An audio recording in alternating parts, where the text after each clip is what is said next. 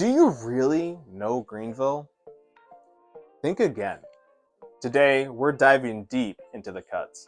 But before we start off this video, I want to know, where are you watching from, and do you have any interesting local insights or interesting places, things, historical insights that you'd like to share? If you do, make sure to heart your comment. And if you want other local insights to Greenville, Michigan, feel free to subscribe. Also, if you happen to see the like button walking through their favorite aisle in the store, make sure you smack their cereal when they go to throw it into the cart and let them know. Now let's get into the list. Starting this list at number 10 is... Did you also know that the Flat River is also a trout stream? Yeah, as a matter of fact, the Flat River is not just for kayaking.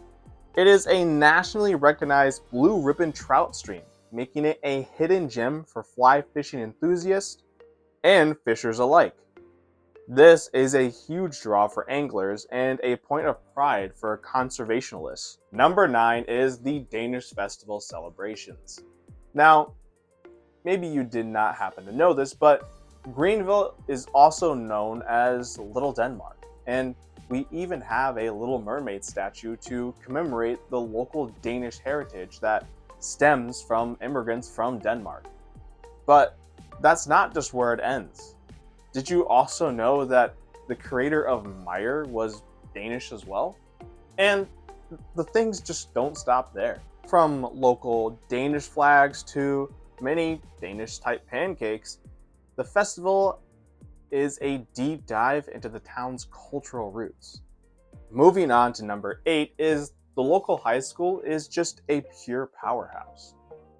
The Greenville High School, known as the Yellow Jackets, is not just a typical high school. It prepares students with high academics, extracurricular activities, and students who attend this high school often have strong community roots, as the high school centers itself around the community and its local support. It's why when the local sports scene is finally among us, you'll start seeing Yellow Jacket pride all across the city. The school itself has many AP classes and prides itself on teaching students problem-solving skills, as well as giving students a good idea of what college would look like. Moving on to number 7, and that is the lake effect snow.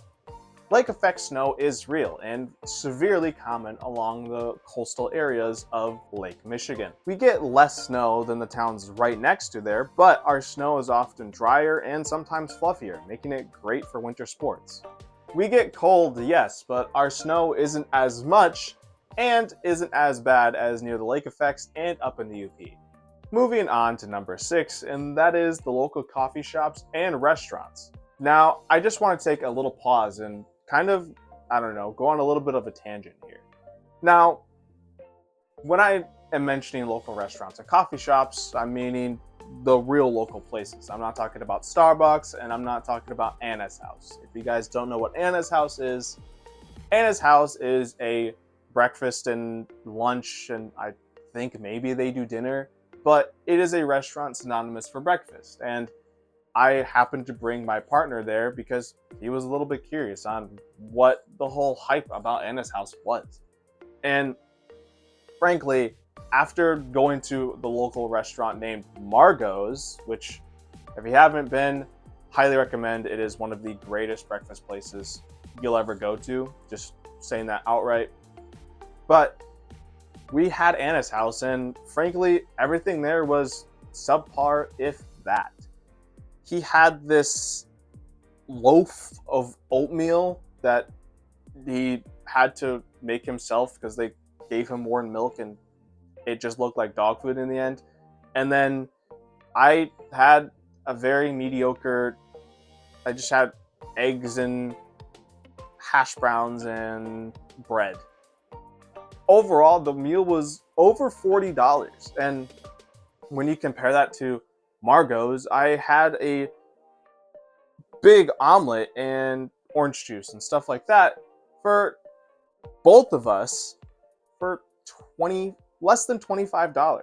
Like, to me, that is perfect in today's world because everything is so expensive, but it wasn't just the portions, it was the quality of the food.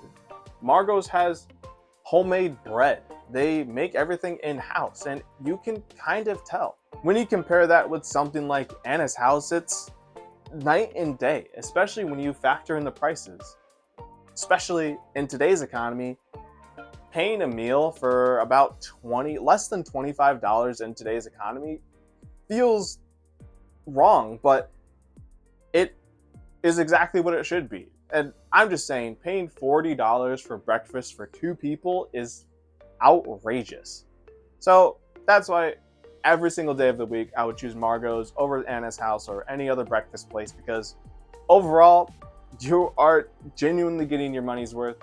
Yes, you may have a little bit longer wait time, but genuinely I would happily take a little longer wait time than spending more money for blech food.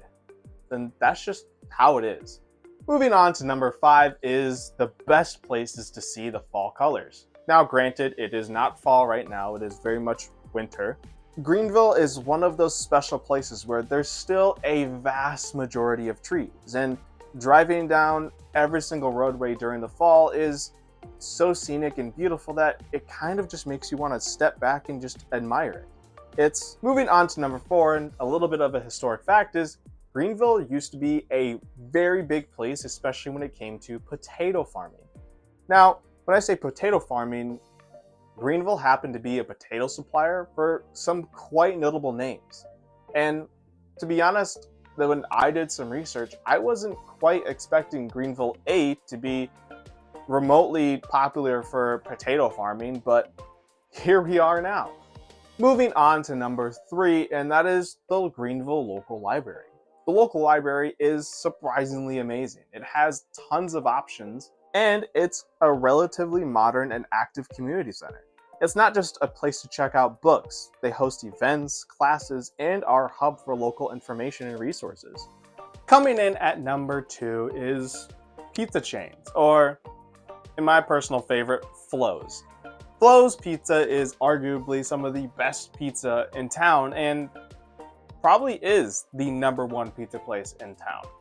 Yes, we have Domino's and Little Caesars, but in terms of a genuine pizzeria, then you can look no further than Flo's Pizza. This pizzeria isn't just about serving pizzas to people. It's also about growing the community. I've actually had the pleasure of meeting one of the owners of Flo's Pizzeria, and he explains to me the story about how they took a vast majority of real estate in Greenville in terms of rentals and stuff like that, and fixed them up and began renting them out to people. They've even, some of the newer buildings in Greenville, they've done up, and it goes to show that they aren't just necessarily thinking about themselves, they're also thinking about the local economy too. As a matter of fact, they even have a local business get-together where tons of local small businesses can get together, exchange information, and just have a good time there, which is great for people who are starting off their business and wanting to get to know people, or need to get to know people who are going to be people that they're going to talk to eventually in terms of their business. Now, coming in at number 1 is the town itself is growing relatively fast. Greenville is seeing a surge in new residents, driven by affordability and the quality of life. This means that new construction, new businesses, and a slow but steady increase in amenities, the time to buy now is better than before. If you had anything that you particularly liked or have any other suggestions that I may have missed, please feel free to let me know in the comments below. Also, if you just happen to be watching not from Greenville, Michigan, but just from your local town, feel free to let me know any local legends or history that you may find interesting yourself. But thank you guys so much for watching, and until next time, see ya.